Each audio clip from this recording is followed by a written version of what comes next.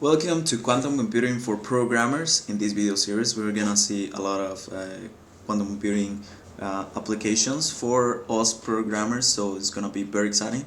Also because the field is developing very fast, and as if you are able to approach this at this time, you're gonna get ahead of everyone else. And also quantum computing is very exciting. Quantum computing is gonna let us do a lot of things.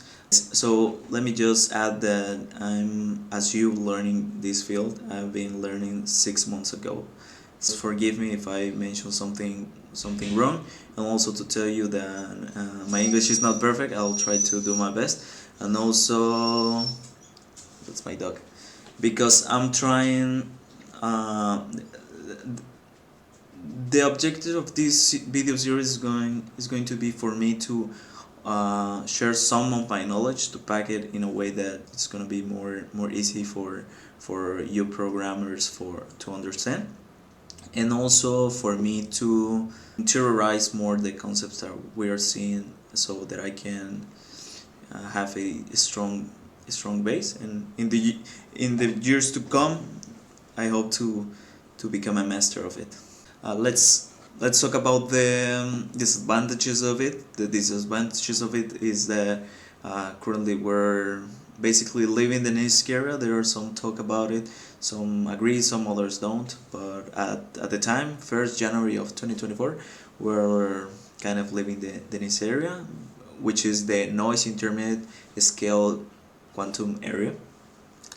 Basically says that our current quantum computers cannot perform tasks without noise, and this is bad for our processes, because if you have noise, you cannot measure what is going on, and you will not get the answer that you will expect. So okay, so just to have some context and history, well, we all know, have seen this photo from the ugly room with the classical computer 50-70 years ago, and right now we have our very beautiful and little computers, right? Right now, quantum computers are this is a quantum computer, or basically the infrastructure for it, because this is a fridge. It's a very big fridge, or, well, not that big, but yeah, it's a fridge that basically is allowing our particles or atoms to have the behavior necessary for quantum computers. Okay, yeah, so let's talk about the reference we're gonna use in this video series. We're gonna use a lot of Qiskit documentation. Here we have the Qiskit documentation. Qiskit is an open source platform for us to run a lot of things with Python in the cloud. So you'll need Python, you'll need a strong connection to internet, and also what else? I think that's it. Just willing to learn. And we have this book that is Quantum Computing: An Applied Approach. This is a very good book because it doesn't dive too technical in the mathematical part, and it's gonna be a very good fit for us programmers. And lastly, programming quantum computers, the only one in their kind right now, so it's gonna be very helpful for us too. I'll leave the links to them on Amazon, just to you to check them out, or you can get it somewhere else. I don't care, it's up to you.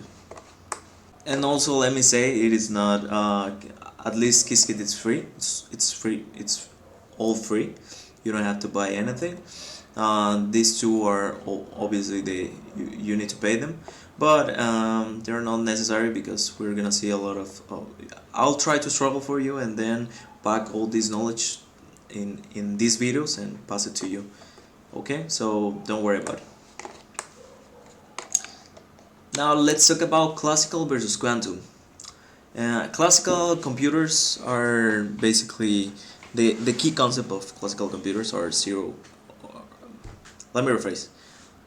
The key concept of classical computers are bits, and bits can be either 0 or 1, which means 0 is that not electrons are going through, which means 1 is that some electrons are going through from A to B.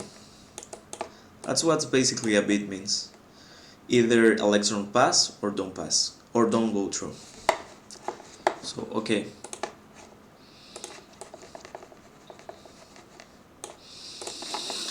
Well, in qubits it's a little bit more different, because in qubits you can have 0 or 1 and also some values in the middle. In the middle, let's say. Let's keep it simple right now.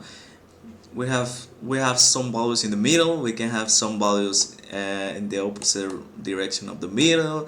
We can have some value here, some value here, some value here, and these values, these vectors, are the wave function of the state, which means let me just write a quick wave function. Wave function.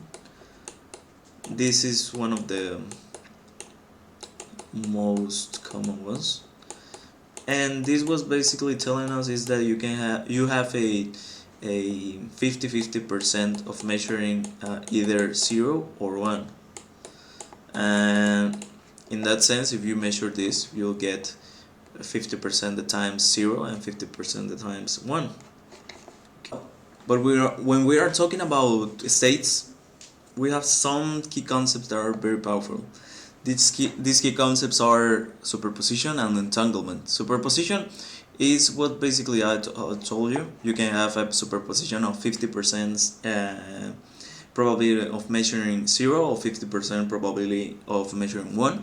That's what a superposition is. And you can change your superposition with gates in a quantum circuit. Gates are very important for quantum circuits, as we are going to see them. Let me just go here to the Shor algorithm, Shor's algorithm, which is one of the most famous ones, and we'll see why. We have some qubits, which are these ones. They are initialized in their current state, and also we have gates, such as these ones. Gates are key for quantum circuits. But yeah, we'll see it later in another video. And also we have entanglement, which is another key concept. Let me just rephrase this. And these two concepts, when you match them together, you can have superposition. Well, the powerful thing about quantum computers is that you don't have either 0 or 1. You have a superposition of those. So it's not like you have a two at the same time. You can have a mix from them. So in the Bloch sphere, this is the Bloch sphere. This is sphere. When we talk about superposition, it is like something in the middle, not like not strictly a two at the same time. It's just like something in the middle. Like you are not in your home, you are not in the mall, you are in the streets. You are going to the mall, in the streets, in between your house and the mall. That's it. But you are not either in your home and you are not either in your house. But if you ask, let's say, a GPS, where am I? If the GPS only had those two locations, the GPS is gonna try to find the most near one, right? And that's the thing. So maybe the GPS is gonna point out your house if you are more near to your house, or something like that. Okay, so these two concepts are key to quantum computing, and also if you match the superposition to entanglement, you can have a superposition of half qubits, and that's what's making so powerful quantum computing versus classical computing. Okay, this is the important part of the video, because we're gonna program and we're gonna try to see a lot of applied things, and applications are where we're seeking right now. Currently there are some applications that are very important, because they are the things that have been developed in the recent years, such as cryptography with Shor's algorithm, quantum machine learning with Grover's algorithm, and okay, let me just hide that because it's not for us to talk about it right now. Yeah, so Char's algorithm right now, it helps us to find prime numbers to factorize them and factorize them so that we can disencrypt some of the current methods that we're using. Okay, so in cryptography right now, agencies, governments are working on developing algorithms that are resistant to the post quantum area. Post quantum area is something like where when the field is proven that that has supremacy versus classical computing, and because our current algorithms in cryptography are strong for classical computation, but not for quantums or shorts algorithm prove that quantum computing is gonna be able to crack some of those algorithms that we're using right now. So yeah, this is very interesting because you don't need a quantum computer for developing these algorithms. You need them for breaking them.